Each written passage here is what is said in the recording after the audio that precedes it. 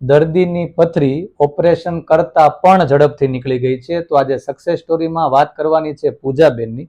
પૂજાબેને અમારો contact Instagram દ્વારા કરેલો છે. સુરતના છે અને અમારા ક્લિનિક ઉપર આવ્યા છે. જ્યારે ક્લિનિક ઉપર આવ્યા ત્યારે દર્દીને અસહ્ય દુખાવો હતો, એટલે દુખાવામાં રાહત થાય એની માટેની સારવાર કરીને સોનોગ્રાફી કરવા માટે મોકલ્યા છે. તો પૂજાબેનની સોનોગ્રાફી 11/8/2026ની છે, જેમાં 5.6 mmની પથરી જમણી બાજુ પેશાબની નળીમાં છે. દવા ચાલુ થાય એના બીજા જ દિવસે એટલે કે 13/8/2026 આ પથરી નીકળી ગયેલી છે.